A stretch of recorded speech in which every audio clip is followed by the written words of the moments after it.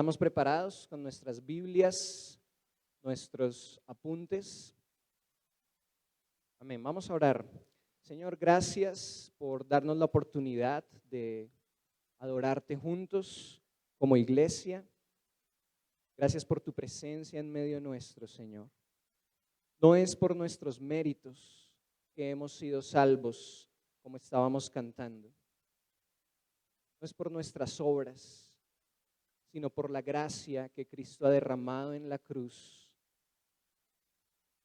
Hoy rogamos, Señor, abre nuestro entendimiento, muéstranos a Cristo como el Señor en nuestra vida, en nuestra familia, en nuestra iglesia, y guíanos por tu Santo Espíritu a poner en práctica lo que hoy nos vas a enseñar. En el nombre de Jesús. Amén. Amén, hermanos. Hoy concluimos la serie titulada El Señorío de Cristo, que está basada en Hechos capítulo 2. La celebración de Pentecostés en Jerusalén, la visitación del Espíritu Santo sobre los discípulos, quienes fueron capacitados para proclamar una verdad de la cual nos habla toda la Escritura y que transforma nuestra vida, afecta las decisiones grandes y pequeñas, determina nuestra manera de pensar y vivir. Y esa verdad es que Cristo es el Señor. Por eso el título de nuestra serie, parte número 4, que hoy estamos concluyendo, es el Señorío de Cristo. Hace 8 días mi esposa expuso cuál fue la respuesta de los oyentes judíos a esta primer predicación del apóstol Pedro. Y estudiamos los efectos internos en el corazón que produjo la palabra de Dios. Quiero, antes de leer la escritura, entregar un primer premio. ¿Alguien podría decirme 2 de los efectos internos, Will? Muy bien, dolor y reflexión. Un aplauso para él, por favor. Eso quiere decir que estamos tomando notas, hermanos. Y tenemos varios premios para este mes que vamos a estar celebrando, el mes de la Biblia. ¿Sabían ustedes eso? Octubre es el mes de la Biblia y específicamente el 31 de octubre es el Día Internacional de la Biblia. Por eso vamos a estar celebrando el mes de la Biblia durante octubre. Vamos a tener clips informativos, premios, vamos a regalar Biblias, muy seguramente una Biblia de estudio, así que tenemos que estar pendientes de esto. Los efectos internos del primer discurso, de la primera predicación del apóstol Pedro allí durante la celebración del Pentecostés, cuando el Espíritu Santo visitó a estas personas que estaban en el aposento alto: dolor, reflexión, cambio de actitud y un estar convencidos de la promesa, creer en la promesa. También estudiamos, y hoy vamos a continuar, un efecto externo de la predicación de la palabra de Dios, de ese primer discurso del apóstol Pedro en Hechos 2. Ese efecto externo, ese primer efecto externo fue el bautismo. Y concluíamos, hermanos, que el bautismo es un acto público que refleja algo que ya ha ocurrido en el corazón: el arrepentimiento por mi pecado. Por eso lo que la Biblia nos enseña es que el bautismo en aguas, como ocurrió en aquella ocasión, es para el perdón de los pecados. En ese tiempo, dice Hechos 2:41, se bautizaron y fueron añadidos a la iglesia unas 3,000 personas. Lo encontramos allí en Hechos capítulo 2, versículo 41. Nuestro texto clave en esta mañana, Hechos capítulo 2, vamos a leer del 37 al 47. Abramos nuestras Biblias, hermanos. El Nuevo Testamento, podríamos decir que el libro histórico de los Hechos de los Apóstoles es la segunda parte del Evangelio de Lucas, porque así el evangelista Lucas inicia este libro histórico, Hechos, hablando acerca, o más bien continúa hablando acerca de lo que Jesús hizo en sus discípulos, en su pueblo, pero en esta oportunidad en Hechos a través del Espíritu Santo. Ya estamos en Hechos 2. Vamos a leer desde el versículo 37. ¿Están ahí conmigo? Hechos 2, 37. Al oír esto, se compungieron de corazón y dijeron a Pedro y a los otros apóstoles: varones hermanos, ¿qué haremos? Pedro les dijo: vengan, traigan su dinero y pacten por la salvación y la sanidad de sus familias. Eso es lo que dice el versículo. Versículo 37. Al oír esto, se compungieron de corazón y dijeron a Pedro y a los otros apóstoles: varones hermanos, ¿qué haremos? 38. Pedro les dijo: arrepentíos y bautícese cada uno de vosotros en el nombre de Jesucristo para perdón de los pecados, lo que acabamos de decir, y recibiréis el don del Espíritu Santo. Porque para vosotros es la promesa, y para vuestros hijos, y para todos los que están lejos, para cuantos el Señor nuestro Dios llamare. Estoy leyendo la versión Reina Valera del 60, mis hermanos. Y con otras muchas palabras testificaba y les exhortaba diciendo: sed salvos de esta perversa generación. Versículo 41. Así que los que recibieron su palabra fueron bautizados y se añadieron aquel día como 3,000 personas. Y perseveraban en la doctrina de los apóstoles, en la comunión unos con otros, en el partimiento del pan y en las oraciones. Versículo 43. Y sobrevino temor a toda persona, y muchas maravillas y señales eran hechas por los apóstoles. ¿Están conmigo en la lectura? Todos los que habían creído estaban juntos y tenían en común todas las cosas. Y vendían sus propiedades y sus bienes y los repartían a todos según la necesidad de cada uno. Versículo 46. Y perseverando unánimes cada día en el templo y partiendo el pan en las casas, comían juntos con alegría y sencillez de corazón, alabando a Dios y teniendo favor con todo el pueblo. Y el Señor añadía cada día a la iglesia los que habían de ser salvos. Es una escena igualmente preciosa e impresionante como lo que ocurrió en los primeros versículos de Hechos capítulo 2, mis hermanos. Al discurso de Pedro acerca de Cristo como el Kyrios, como el Señor, a la predicación de Pedro lleno del Espíritu Santo, hablando de Jesús como el Señor de todas las cosas, las personas que estaban ahí, nos dice a partir del 37, se compungieron, sintieron dolor, un efecto interno, y empezaron a preguntar: ¿qué vamos a hacer?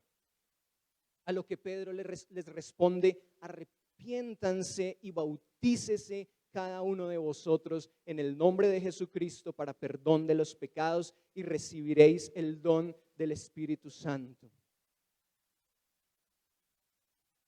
Lo que encontramos a partir del versículo 42, mis hermanos, y vamos a seguir estudiando hoy, como dijo mi amada esposa hace 8 días, es los efectos externos de la palabra de Dios expuesta en el corazón de los oyentes que estaban en Jerusalén en ese momento.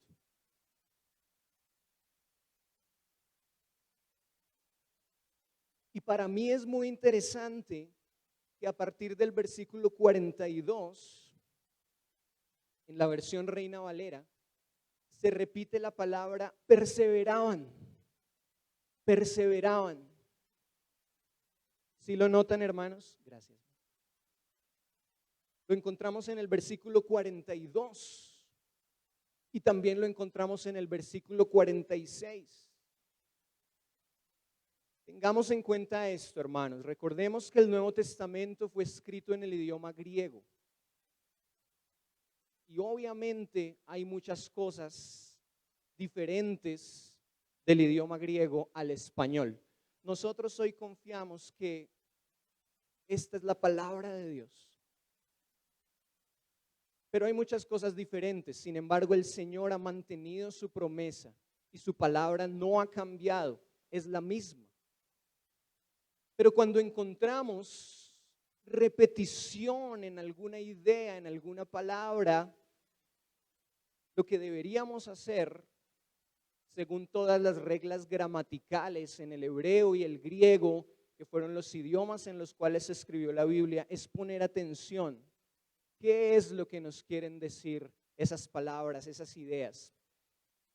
Lucas está diciendo allí que perseveraban. Y cuando estudiamos esta palabra, perseverar, es proskartereo. Es la palabra en griego que está en el versículo 42 y 46. Esta palabra tiene dos connotaciones interesantes. La primera es interacción. Cuando nos habla de esta primera iglesia, la iglesia primitiva, esta iglesia naciente en Jerusalén, nos dice que perseveraban. Y la primera connotación de esta palabra es interacción. Por eso, mis hermanos, yo no creo que sea un verdadero creyente el que llega a la congregación escondido para que nadie lo vea y se sienta y alaba al Señor y escucha el mensaje y apenas el pastor dice amén, sale corriendo para que nadie le diga nada, para que nadie le pregunte nada. ¿Por qué? Porque proskartereo es interacción en esta iglesia naciente. Lo segundo es constancia. Constancia. Una acción que prevalece a pesar de las dificultades. ¿Y en qué perseveraban? ¿En qué había interacción, pero también constancia? Primero, en la doctrina de los apóstoles. Es lo que vemos allí a partir del versículo 42. Pero también tenían interacción y constancia, perseveraban en la comunión unos con otros. Tercero, en el partimiento del pan. Y varios comentaristas bíblicos, como los comentaristas de la versión Reina Valera del 60, al igual que el doctor R.C. Sproul en su Biblia comentada de estudio, dicen que el partimiento del pan se estaba refiriendo tanto al comer juntos y compartir, como a la cena del Señor. Recordar su muerte y su resurrección a través de los elementos, el pan y el vino. Cuarta cosa en la que perseveraban, las oraciones. Por eso, como iglesia Torrefuerte, mis hermanos, para nosotros es importante la oración. Cuando estamos aquí, cuando estamos en casa, cuando compartimos en los grupos, los miércoles, es importante perseverar en la oración. Y sí, yo tengo mi tiempo de orar a solas, Lorena tiene su tiempo de orar a solas, pero tengo que recordar la iglesia, proskartereo, interacción. ¿Qué dice el Señor? ¿O cuál es la primera mención en el libro del Génesis después de la creación, de lo cual el Señor dijo, esto no es bueno?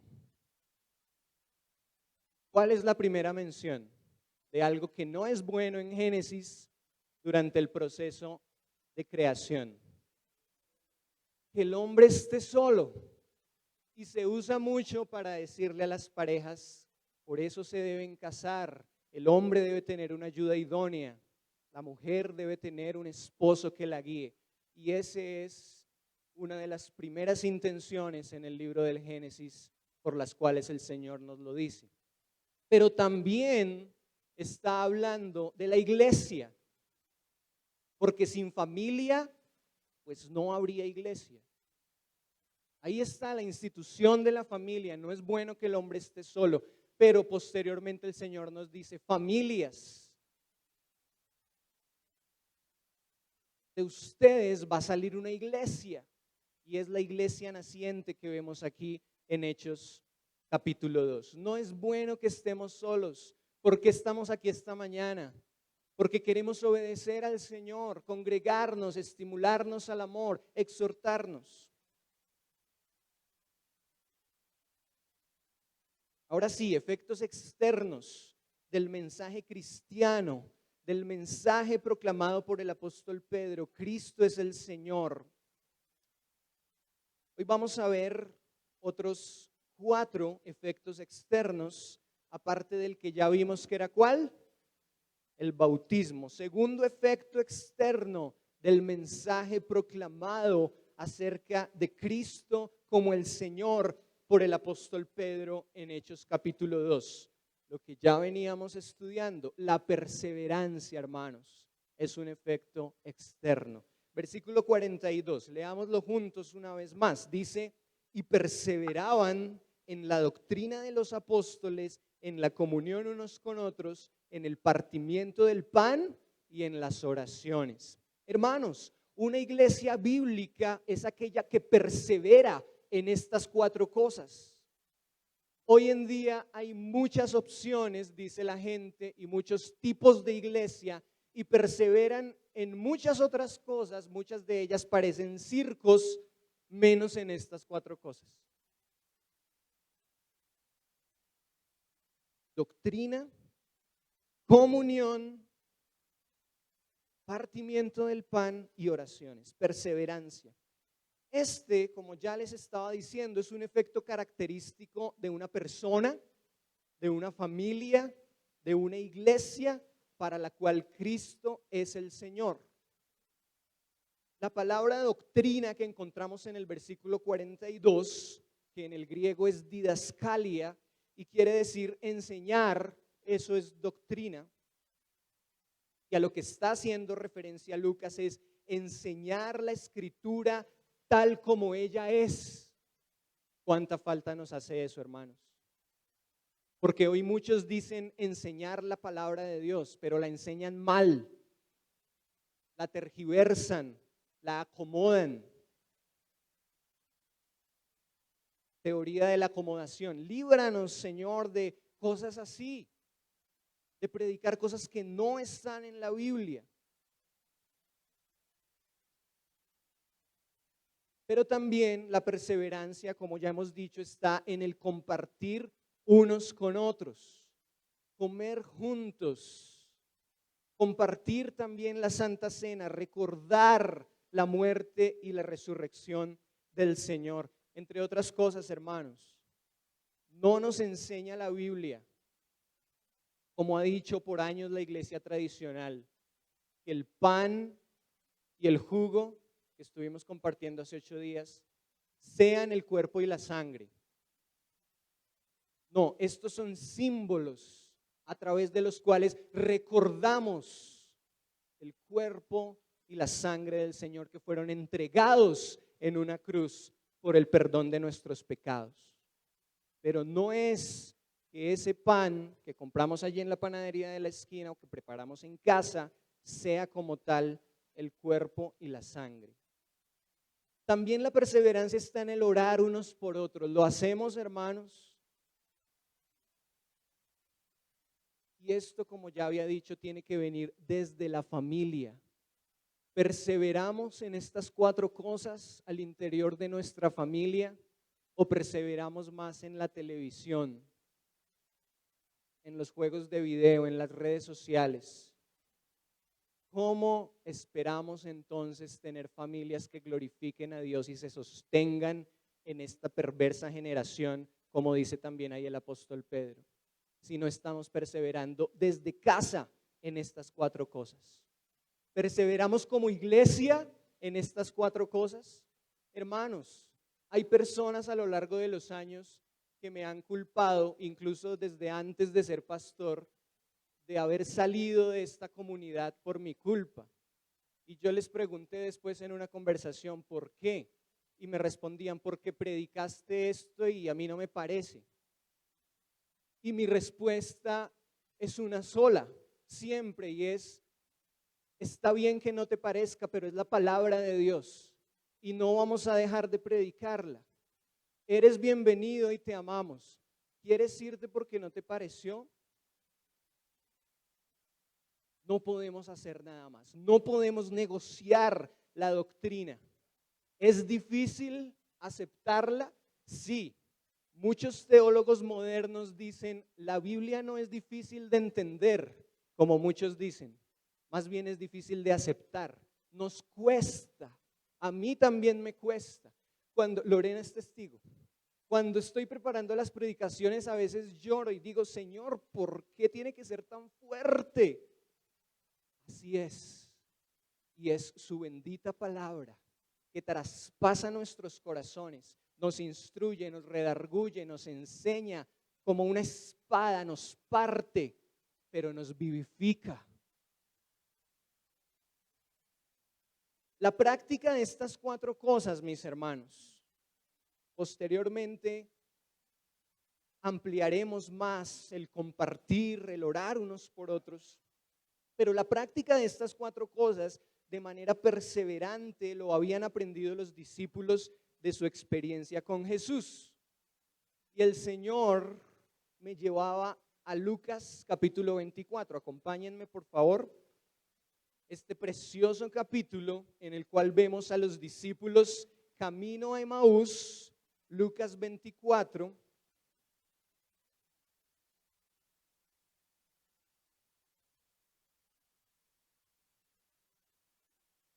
Y vamos a mirar cómo Jesús les enseñó a perseverar en estas 4 cosas. Lucas 24 y vamos a mirar el versículo 17. Están los discípulos camino a Emaús. El Señor se preocupa por ellos, quiere tener comunión con ellos, quiere fraternizar, aunque sus ojos aún estaban velados y no podían reconocerle. Qué necio fue Cleofas y su compañero.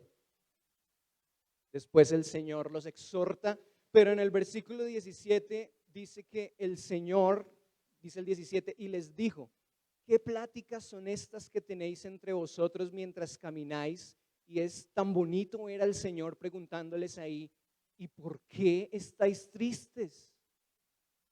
Entonces, después de la resurrección, hermanos, aún después de la resurrección, el Señor enseñándoles a perseverar en fraternizar, en la comunión.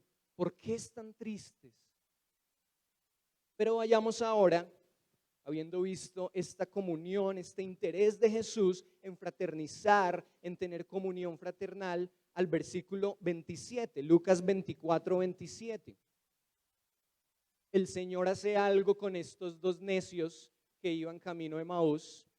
¿Y qué es lo que hace? Estamos allí en Lucas 24, 27. Y comenzando desde Moisés y siguiendo por todos los profetas, les declaraban todas las escrituras que lo que de él decían, perseverancia en la doctrina. Versículo 30 de Lucas 24. Vemos allí la misma escena, está con ellos. Y aconteció, versículo 30, que estando sentado con ellos a la mesa, tomó el pan y lo bendijo, lo partió y les dio. Pero también encontramos allí, versículos 41 al 43 de Lucas 24, que es ya cuando se aparece a los 11 después de su resurrección, Lucas 24:41. Y como todavía ellos de gozo no lo creían y estaban maravillados, les dijo, ¿tenéis algo de comer? Es impresionante. Jesús es maravilloso. Jesús es tremendo. Ellos estaban impactados, estaban mudos, maravillados de verlo. Y Él les dice, ¿tienen algo de comer? Entonces le dieron parte de un pez asado y un panal de miel y Él lo tomó y comió delante de ellos. El partimiento del pan, el compartir, el estar alrededor de la mesa, que era una de las costumbres más marcadas de Jesús para compartir con sus discípulos. Por eso tenemos los grupos CRECE, hermanos. Yo voy a utilizar una palabra, por favor, discúlpenme. Muchas veces nos desgañotamos aquí con Lorena, rogándoles, en el buen sentido, asistamos a los grupos para conocernos, para comer, para orar, para descargar toda una semana de trabajo. Y bueno, muchos lo hacemos, algunos otros no, por diferentes circunstancias, pero es parte de nuestra identidad como iglesia, como cuerpo de Cristo. Hermanos, ese es el propósito de los grupos. No es tener que hacer aquí un edificio para congregar a 500 personas o tener otro espacio para recoger diezmos y ofrendas. No, ese no es el propósito. Muchos lo han tomado los grupos con esos propósitos, que la iglesia crezca numéricamente y que recojamos ofrendas. No, todo lo contrario. Lo que queremos hacer en los grupos, los servidores muchas veces es sacar de nuestro bolsillo para dar un café, un pan, unas arepas. Bueno, segundo efecto externo. Tercero, el segundo fue la perseverancia. Estábamos bautismo, perseverancia. Discúlpenme, me faltó uno más, ahí en Lucas 24. Retornemos un segundo a Lucas 24, ya el Señor está por partir. Y dice Lucas 24, 50 al 51, y los sacó fuera hasta Betania, y alzando sus manos los bendijo, y aconteció que bendiciéndolos se separó de ellos y fue llevado arriba al cielo. Y esto nos habla acerca de la perseverancia en las oraciones. Hasta el último momento, antes de ascender a los cielos, el Señor bendijo a sus discípulos.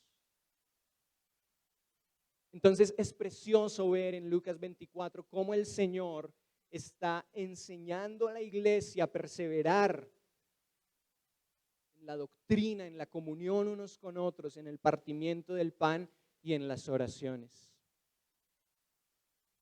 Siendo Dios, el Señor, el Todopoderoso, Dios encarnado, se reía con ellos, compartía con ellos, iba por el camino y le dijo a Zaqueo, bájate de ese árbol que hoy me voy a quedar en tu casa.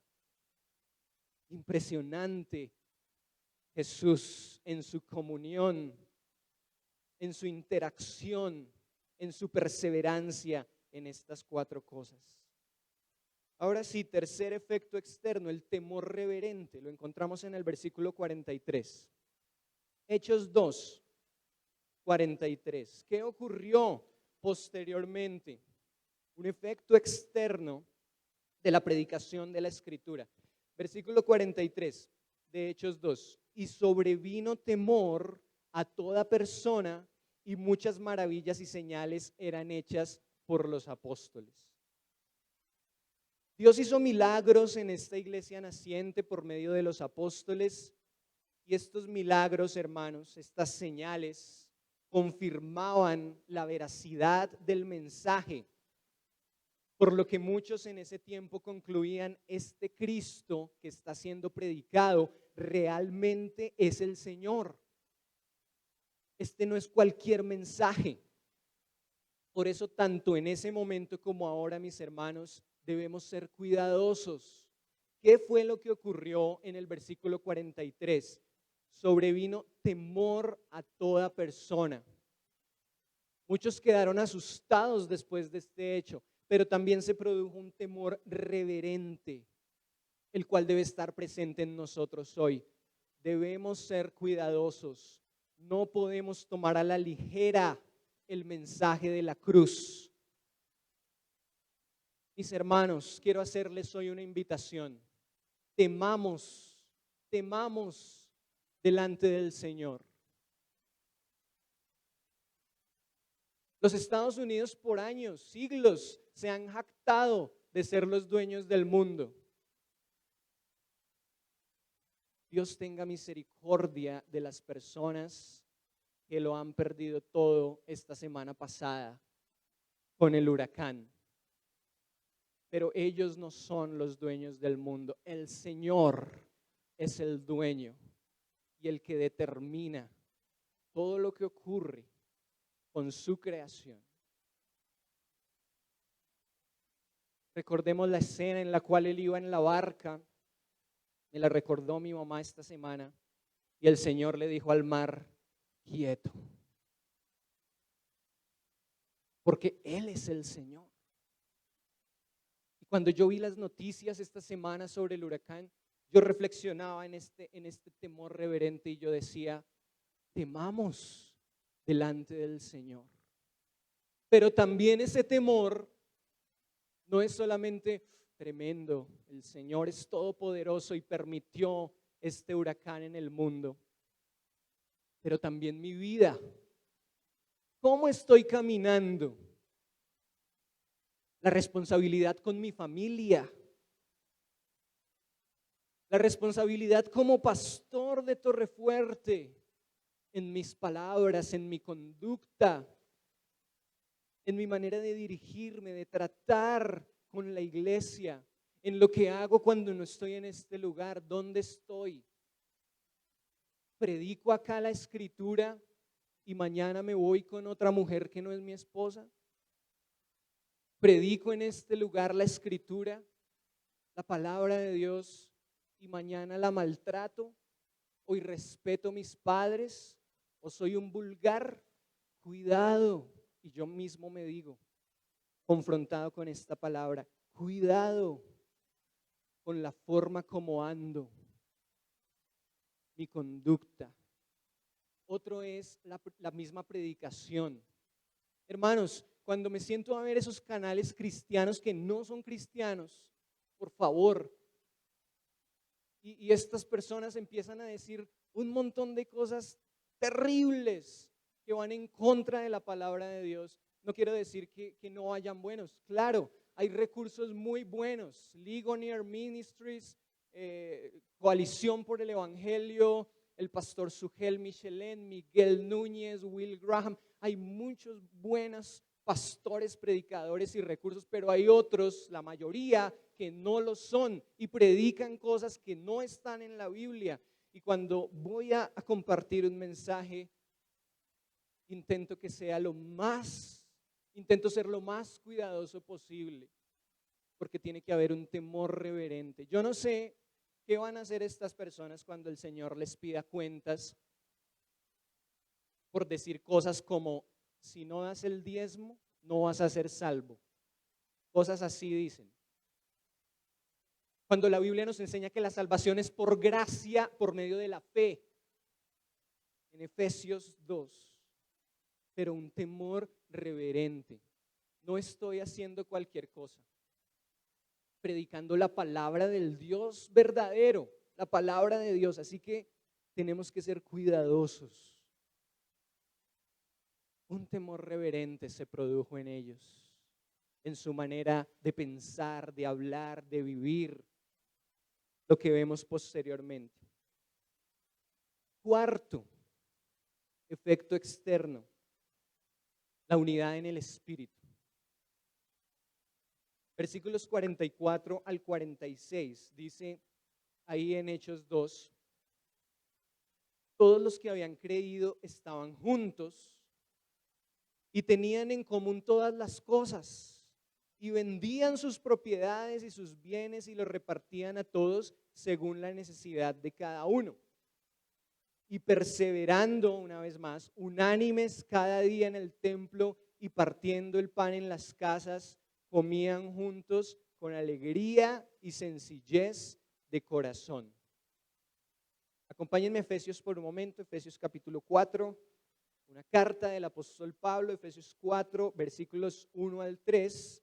La unidad en el Espíritu es una doctrina que vemos en los evangelios, en los hechos de los apóstoles, en las cartas paulinas y en las cartas generales. Estamos allí en Efesios 4:1. Pablo está diciendo, o más bien el Señor está diciendo a través de Pablo: yo pues, preso en el Señor, os ruego que andéis como es digno de la vocación con que fuisteis llamados,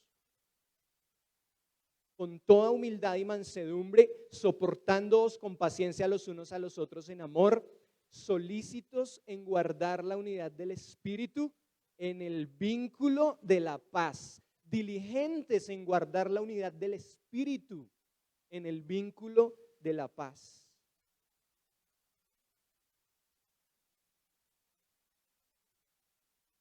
Si estamos juntos e intentamos guardar una unidad, pero estamos peleando todo el tiempo, queriendo hacer nuestra voluntad, ese no es el vínculo de la paz. Eso no es lo que el Señor nos ha enseñado. ¿Vienen dificultades, problemas, diferencias en el noviazgo, en el matrimonio y en la iglesia? Claro que sí. Pero los sobrepasamos y seguimos adelante. Unidad en el Espíritu. Es interesante, volvamos a Hechos 2, por favor, que esta primera iglesia, esta iglesia allí naciente en Jerusalén, dice que tenían en común todas las cosas, repartían sus bienes según la necesidad de cada uno. Era tal la unidad dada por el Espíritu Santo que había sido derramado, que ninguno estaba necesitado, porque vendían sus propiedades para cubrir la necesidad de los hermanos.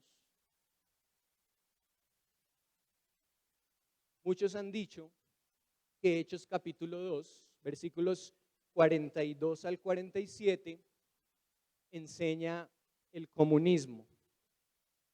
Mis hermanos, no creamos este cuento tan barato, porque lo que revisamos, lo que leemos allí, es que ellos tenían el derecho a la propiedad privada, pero voluntariamente decidían vender sus propiedades para cubrir las necesidades de otros. No les era negada esta propiedad privada, así que la Biblia no enseña el comunismo. Dios nos libre de esto y de mezclar las cosas de una forma tan horrible.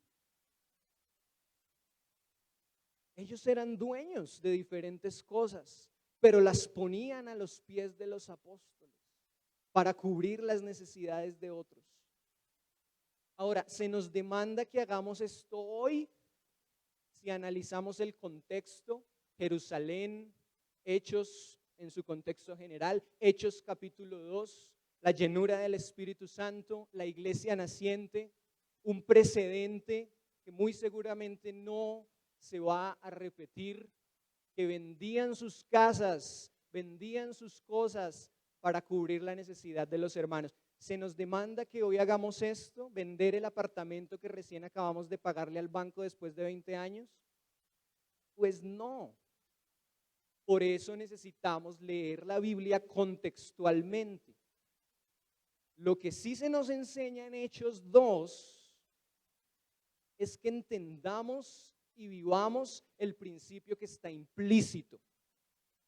Si Cristo es mi Señor, estoy junto con mis hermanos y tenemos todas las cosas en común. Si me estoy comiendo un chocorramo y está mi hermano al lado que tiene hambre, lo parto por la mitad y le doy a él la mitad. Si tengo una chaqueta y mi hermano siente frío, le doy la chaqueta. y el Señor me va a proveer otra. Hermanos, nuestras casas, muchos las han abierto para los grupos. Todo el que quiera visitarnos, nuestra casa está abierta para atenderlos, para amarlos. Nuestros vehículos puestos a disposición de la congregación cuando sea necesario. Para traer a los hermanos, para llevarlos, para acercarlos, para contribuir en sus actividades diarias si es necesario. Estas cosas que tengo es de lo que habla el principio, mis bienes, ¿no? Dicen muchos, no son míos,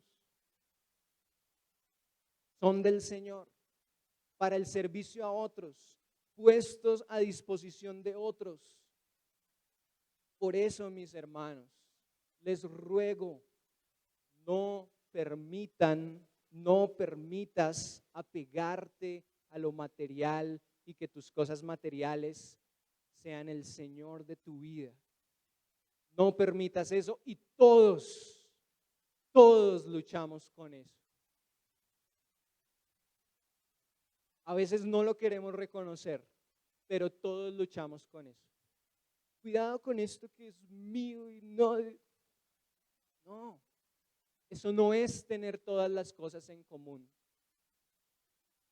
Este lugar es de todos, para el uso de todos.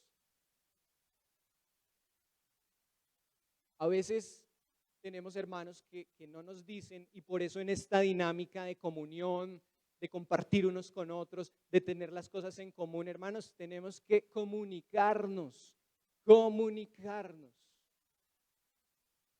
Y cuando nos comunicamos es más fácil entrar en ese proceso. Pastor, necesito esto, ¿podría ayudarme? Siempre nuestra respuesta dentro de nuestras posibilidades es sí, lo vamos a hacer. Y así debe ser con todos. Cuando nos encontremos enfermos, cuando estemos en necesidad, cuando necesitemos un abrazo, oración, consejería, ahí debemos estar juntos en ese proceso. Y notemos, hermanos, que no se dice ahí en Hechos 2 que solamente eran los que tenían tal ministerio los que lo hacían. Era toda la iglesia la que estaba en esta dinámica.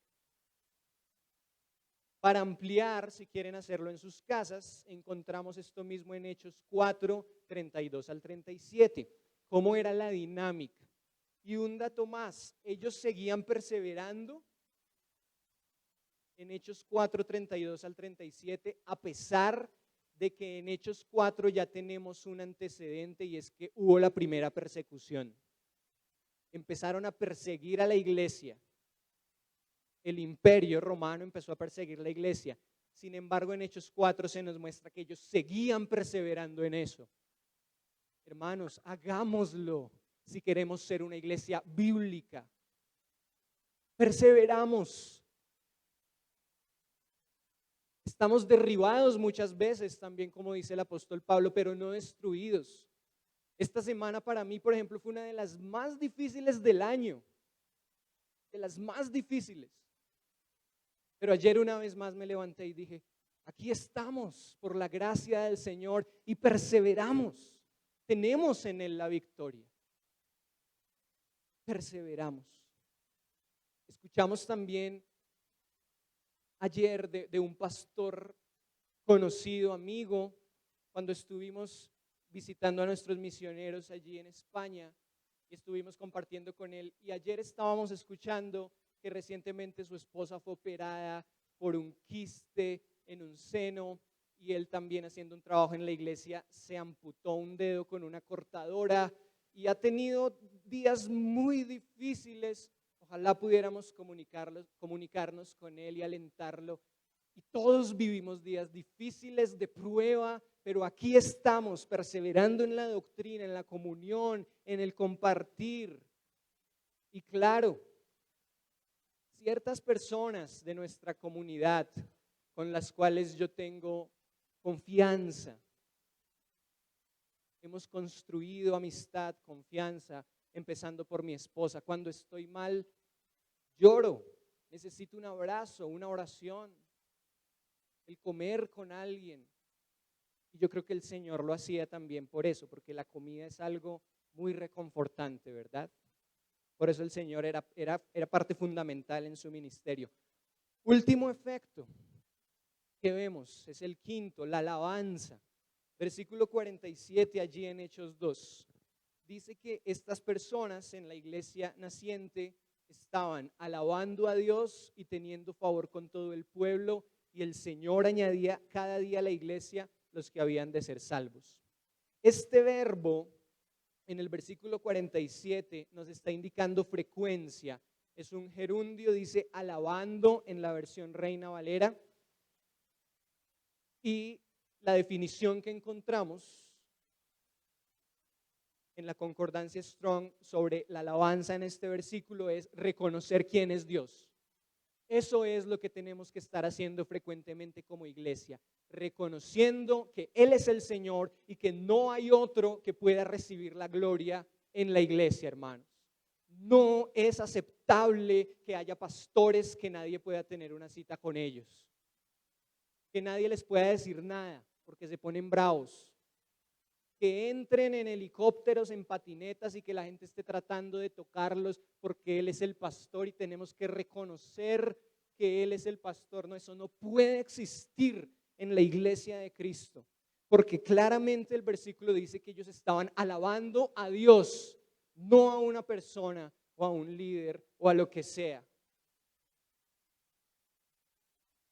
Y estamos cerrando este capítulo y este estudio una vez más diciendo: Él es el Señor, Él es mi Señor. Hermanos, Él es el Señor. Y lo interesante del contexto de este versículo es que aquí la alabanza no es solamente decir al Señor te alabo, sino que después de alabando a Dios, ¿qué dice? Y teniendo favor con todo el pueblo. Alabo al Señor también cuando me muevo a favor de otros. Y no es fácil, porque la cultura de hoy es una cultura hedonista. Es una cultura que todo el tiempo nos está diciendo: busca tu propio beneficio, consigue más cosas, crece más tú, pero no te entregues por el otro. Y lo que dice la Biblia es todo lo contrario. Concluyamos. Tenemos 3 conclusiones, hermanos. La primera conclusión es que Cristo es el Señor.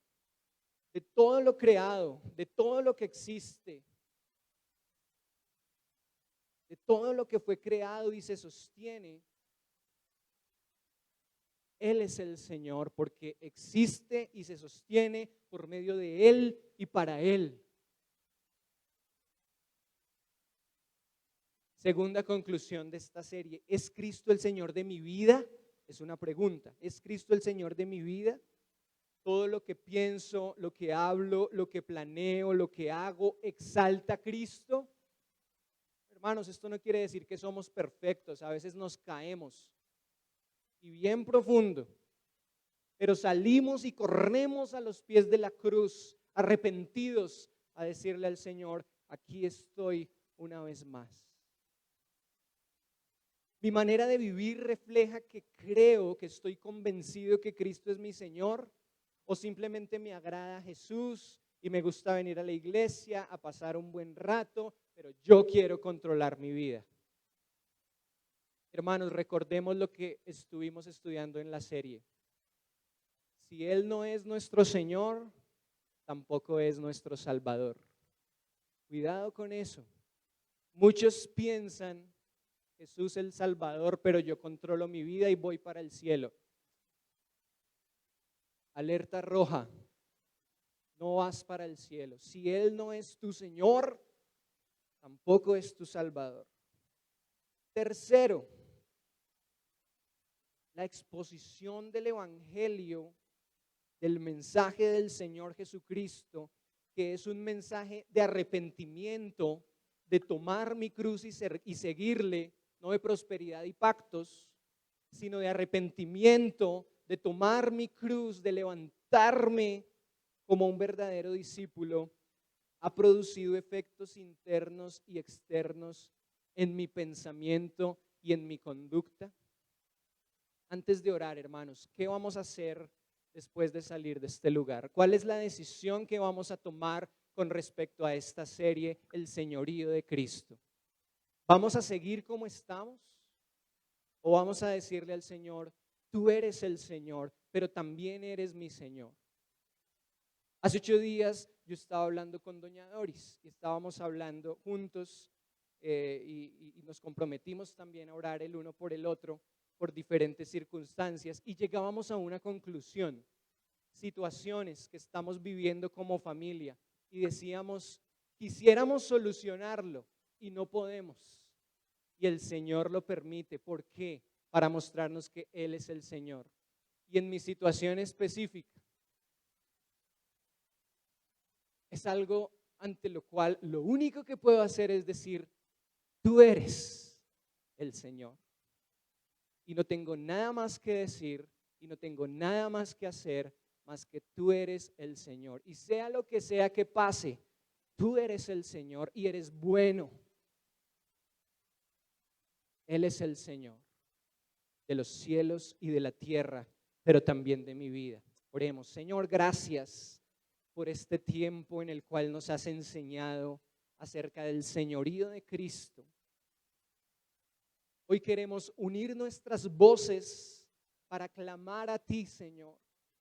Permítenos hoy tomar una determinación con respecto a esto que nos has enseñado en tu palabra. Tú eres el Señor. Desde Génesis, cuando estabas creando Elohim, ahí estabas tú, creando el universo, Señor Jesús.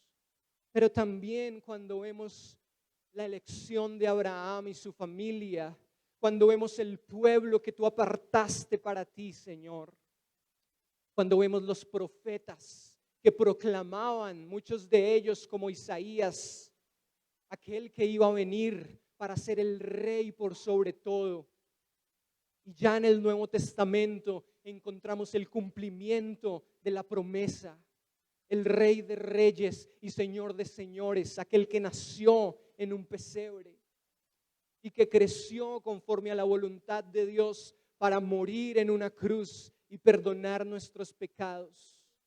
La historia no terminó allí, Señor, y por eso estamos agradecidos en esta mañana, Jesús. Porque una vez, Señor, resucitaste, ascendiste a los cielos y fuiste exaltado como el Rey de Reyes y Señor de Señores por Dios mismo. Esta es una manera a través de la cual podemos confirmar por la Escritura que tú eres el Señor. Porque Dios mismo te sentó a su lado y prometió poner tus enemigos por debajo de tus pies. Hoy queremos, Señor, reafirmar nuestro compromiso de ser parte de tu reino, no de una democracia, sino de tu reino. Tú eres el rey, tú tomas las mejores decisiones, tú eres el amo, el Señor de nuestras vidas. Tú nos has marcado a través del Espíritu Santo que está en nosotros. Y por el Espíritu Santo que está en nosotros sabemos que somos tuyos. Y aquí estamos, Señor, como dice tu palabra, derribados muchas veces, pero no destruidos, con luchas, con cargas, con preocupaciones, pero en pie por la gracia de Cristo, por su amor y su presencia en medio nuestro. Yo hoy te suplico, Señor, bendice nuestras vidas y nuestra comunidad y síguenos permitiendo entender que tú eres el Señor, que desde nuestra casa no es el Señor el papá en la familia, sino Cristo, que en la iglesia no es un pastor o un mal llamado apóstol en este tiempo o profeta, sino que Cristo debe recibir toda la gloria, la honra y la alabanza por los siglos de los siglos, Señor. Hoy te damos gracias y te pedimos que al salir de este lugar podamos estar determinados a vivir una vida reflejando que Cristo es nuestro Señor. En el nombre de Jesús te damos gracias, Dios. Amén.